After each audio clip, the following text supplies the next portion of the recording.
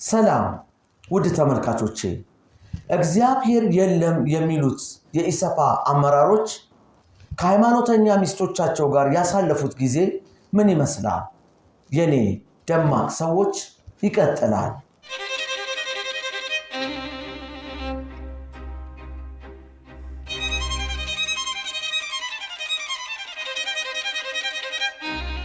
የኔ ደማቅ ሰዎች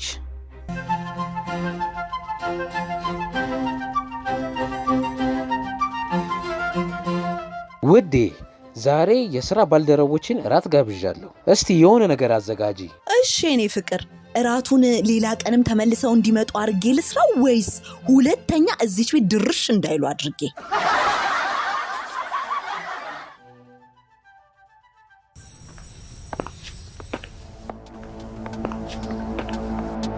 ኮስፒ ነው።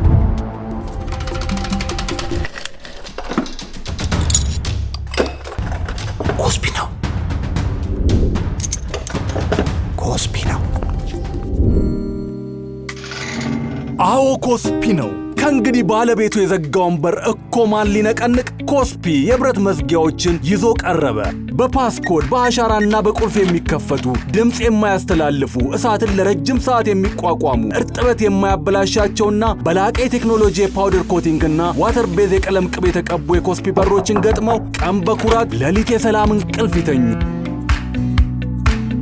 ስራ እንዲፈልጉልን ነበር ጋሽ። ኮስፒ ብረት በሮች ከሚድሮክ ኢንቨስትመንት ግሩፕ።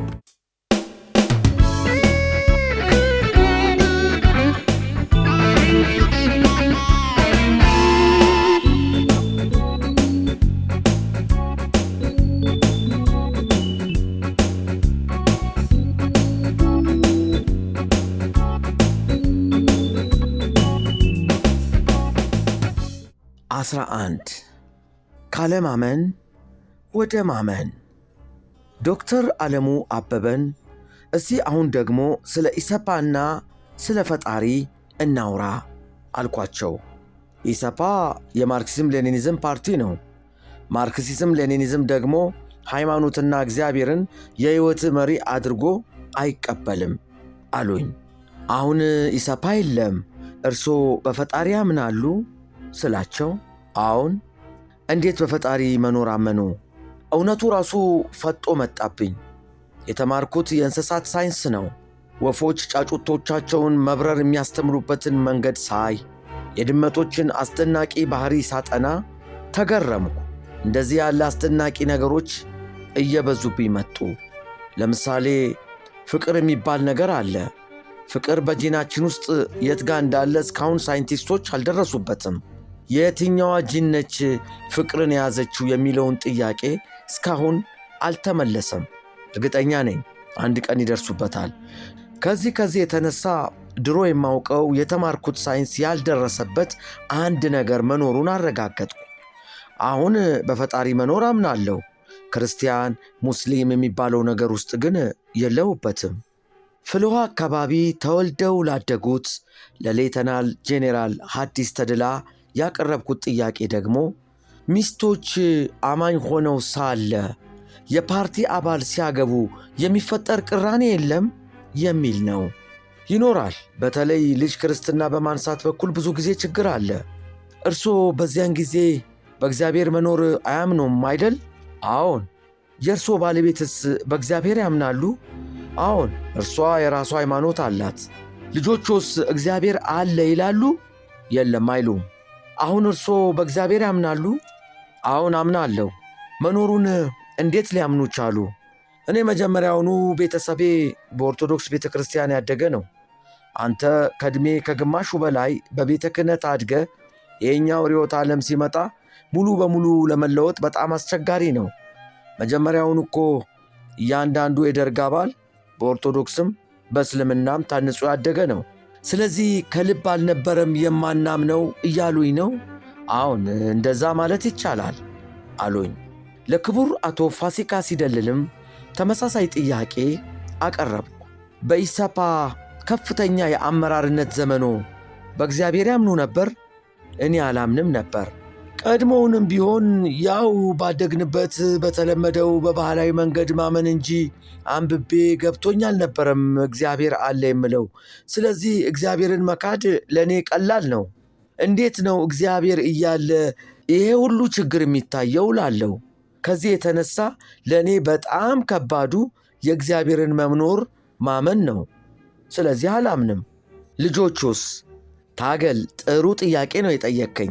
እኔን በጣም የለወጠኝ አንድ ቀን ልጆቼ ሲከራከሩ ነው። ትምህርት ቤታቸው እግዚአብሔር የለም ይባላሉ እና ሴት ልጄ መሰለችኝ የእግዚአብሔርን ነገር አነሳች። ወንዱ እግዚአብሔር የለም አላት። አለ የለም እየተባባሉ ሲከራከሩ በጣም ልቤ ተነካ። እግዚአብሔር የለም ብዬ ለልጆቼ ለመንገር በቂ ማስረጃ እንደሌለኝ ያወቅኩት ያን ቀን ነው። አለመኖሩን የማረጋግጥበት ምንም መንገድ የለኝም። የሚሻለው አለ ብሎ ማስተማሩ ነው አልኩ። እነሱንም ግራ ላለማጋባት ሲል አይ እግዚአብሔር አለ አልኳቸው። ይሄ የልጆቹ ክርክር እኔም ራሴ እንድጠይቅ አደረገኝ። እነሱን አለ ብዬ ካረምኳቸው በኋላ እኔም ራሴ እየተለወጥኩ መጣሁ። ከዚያን ጊዜ ጀምሮ ማሰላሰል ጀመርኩ። ምን ዕውቀት ኖሮኝ ነው የለም ያልኩት? ቢኖርስ በምን አውቃለሁ? አለመኖሩን በምን አረጋገጥኩ? ዕውቀቴ እነዚህን ጥያቄዎች ለመመለስ በቂ አልነበረም። ስለዚህ አመንኩ አሉኝ ክቡር አቶ ፋሲካ ሲደለል።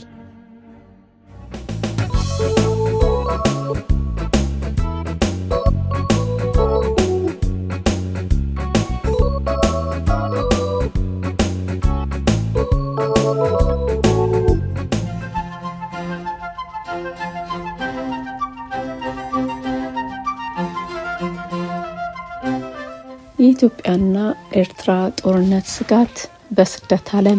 የዛሬ 28 ዓመት በኢትዮጵያና ኤርትራ መካከል የተፈጠረው የባድመ ጦርነት በሁለቱም ወገን ትልቅ እልቂት እንዳስከተለ አይረሳም።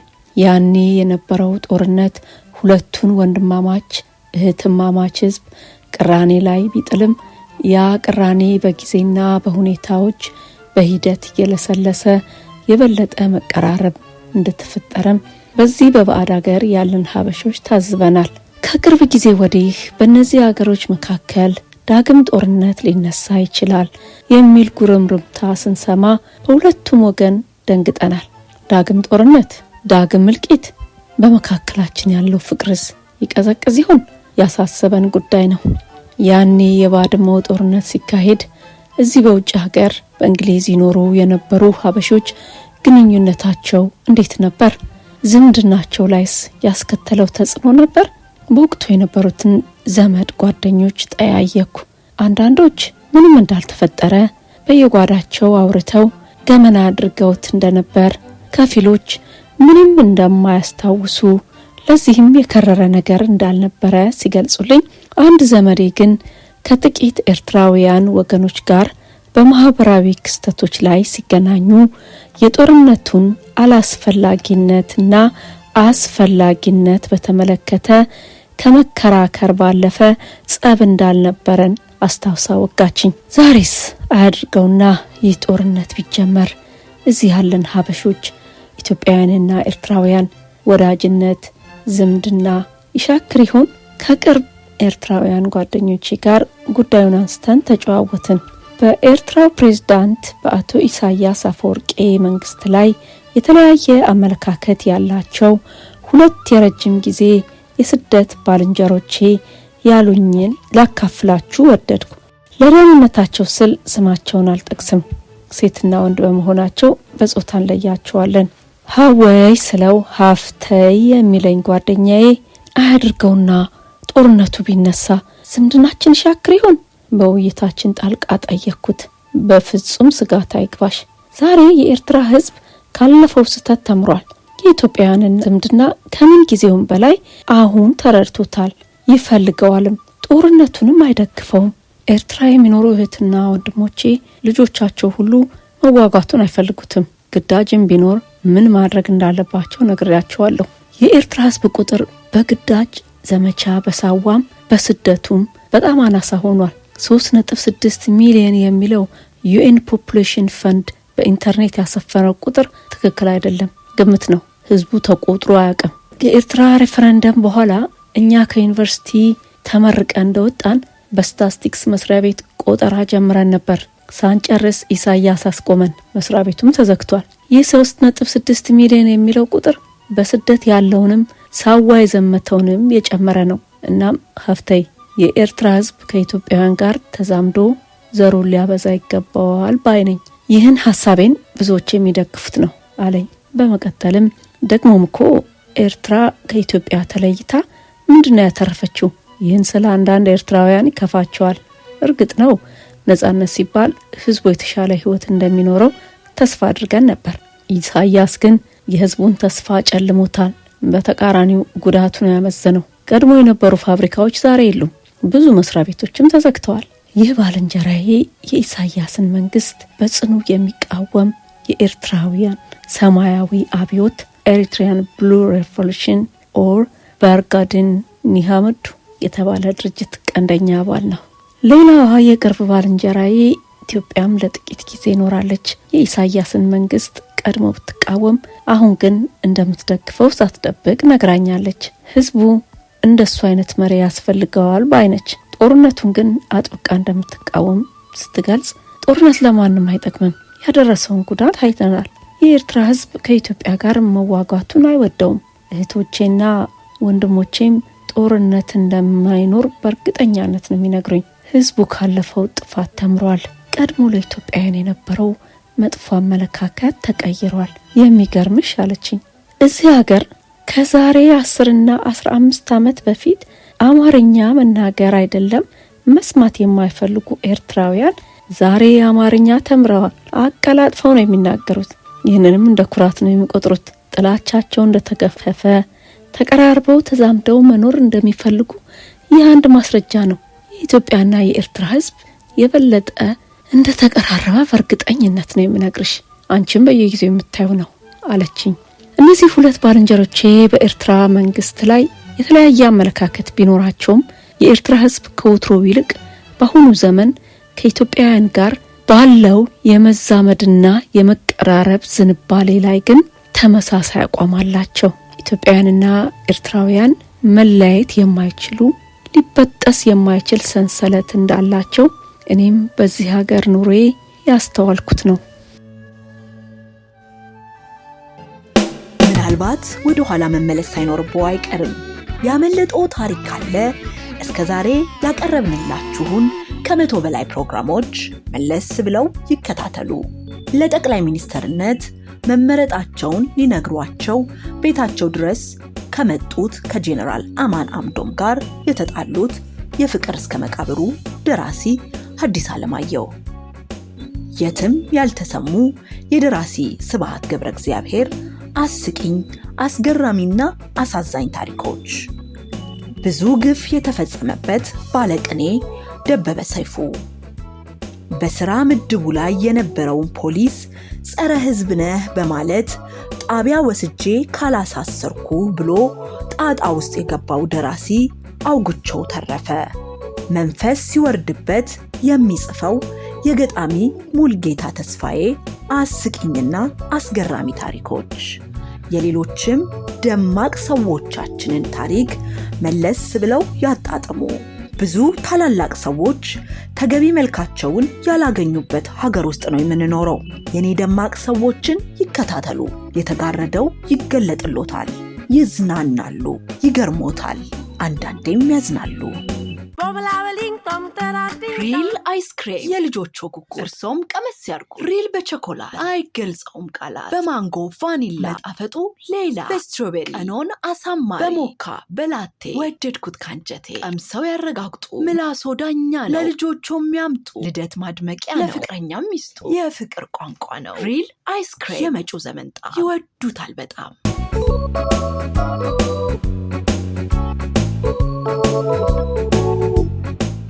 12 ገብርኤል ያጋለጣቸው ጄኔራል። በነገራችን መሃል ብዙዎቹ የኢሰፓ ጓዶች የፈጣሪን መኖር አምነው የተቀበሉት እስር ቤት ከገቡ በኋላ እንደሆነ ክቡር አቶ ፋሲካ ያስታውሳሉ። ከመካከላቸው አንዴ ክጃለሁ፣ ዳግመኛ ወደ ማመን አልመለስም ብሎ ያስቸገረ አንድ ከፍተኛ ባለሥልጣን ብቻ እንደነበረም አጫውተውኛል። እስር ቤት እያለን አንድ በጣም የምወደውና የማከብረው ሰው ነበር። ከመካከላችን እኔ የማውቀው እምቢ አላምንም ያለ እርሱ ብቻ ነው። ሌሎቻችን ተለውጠናል። እምቢ ያለበት ምክንያት ምንድን ነው? ብዙ እስረኞች ፈጣሪን ማመን ሲጀምሩ እያየ አዬ ካድሬ ቢቸግረው ነው፣ ሰውየው እንደሆነ ማንንም ቢምር ካድሬውን አይምርም፣ እኔ እርሱ ጋር አልቀርብም ይላል። እዚህ ላይ ክቡር አቶ ፋሲካን አቋረጥኳቸውና ሰውየው ማን ነው አልኳቸው። እግዚአብሔር ነዋ፣ ቢምር የለም ብሎ የካደውን አይምርም እያለ ይቀልድ ነበር አሉኝ ክቡር አቶ ፋሲካ። አንድ የታወቀ ጄኔራል ለክቡር አቶ ፋሲካ ሲደልል ባጫወቷቸው አስገራሚ ገጠመኝ ልሰናበታችሁ። ሰውየው ጀግና ከተባሉ የሀገራችን ከፍተኛ የጦር መኮንኖች አንዱ መሆናቸውን ክቡር አቶ ፋሲካ አጫውተውኛል። አሁንም በሕይወት እንዳሉም ነግረውኛል። የእኚህ ጄኔራል ሚስት በግልጽ የምታምን የኦርቶዶክስ ተዋሕዶ ቤተ ክርስቲያን ሃይማኖት ተከታይ ነች። ጄኔራሉ ደግሞ በዚያ በፈጣሪ ማመን ክልክል በነበረበት ወቅት ተደብቀው ያምኑ ነበር። ማመናቸው በይፋ እንዳይታወቅባቸው ግን ከፍተኛ ጥንቃቄ ያደርጋሉ። በዚህ መሃል ለዘመናት በትዳራቸው የጎደለውን የልጅ ፍላጎት ለማሟላት ስለት ይሳላሉ። ከዚያ ልጅ ይወልዳሉ። በዚህ ተደስተው ስለታቸውን ለማስገባት ተከናንበውና ተሸፋፍነው ወደ ቁልቢ ገብርኤል ሚስታቸውን አስከትለው ሄዱ። ጄኔራሉ እዚያው ቁልቢ ገብርኤል ቤተ ክርስቲያን እንደቆሙ ዋሌታቸው ይጠፋል። ጠፍቶ ቢቀር ደህና፣ አንድ የተባረከ ሰው ያገኘውና ወደ አውደ ምሕረቱ ያመጣዋል። አውደ ምሕረቱ ላይ የቆሙት ካህን ዋሌቱን ሲከፍቱ የጄኔራሉን መታወቂያ ያገኛሉ። ያንን መታወቂያ መጅረጥ ያደርጉና በድምፅ ማጉሊያው ጄኔራል ገሌ ዋሌቶ ወድቆ ስለተገኘ ወደ አውደ ምሕረቱ መጥተው ይውሰዱ ብለዋቸው አረፉ። ተደብቀው ቁልቢ ገብርኤል የሄዱት ጄኔራል ተገላልጠው መድረኩ ላይ ለመቆም ተገደዱ። ይህን ያየችው ሚስታቸውም አንተ ተሸፋፍነ ብትመጣ ገብርኤል አጋለጠ እንዳለቻቸው ለክቡር አቶ ፋሲካ አጫውተዋቸዋል። ሳይለየን ያቆየን።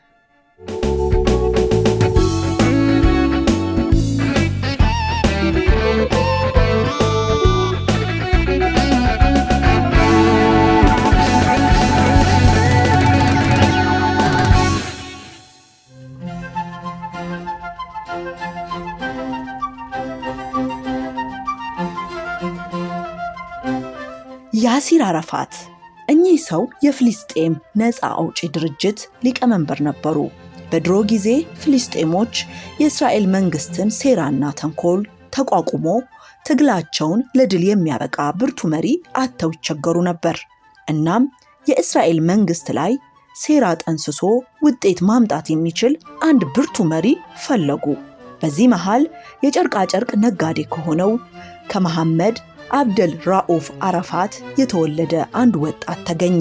ሁሉም ፍልስጤማውያን ሴራን ለአረፋት ልጅ ተዋት፣ በእስራኤል መንግስት ላይ በሚገባ ማሴር የሚችለው እርሱ ብቻ ነው፣ እርሱ ያሲር በማለታቸው ያሲር የዚህ ወጣት መጠሪያ ሆኖ ቀረ።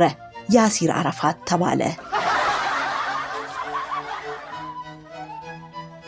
ድል ቀለም ከኤምቢአይ በአንድ ጋሎን ሰፊ ቦታዎችን ማዳረስ የሚችል ከነውበቱ ለረጅም ጊዜ የሚቆይ ቀለም ድል ቀለም። ድል ቀለምን ይጠቀሙ።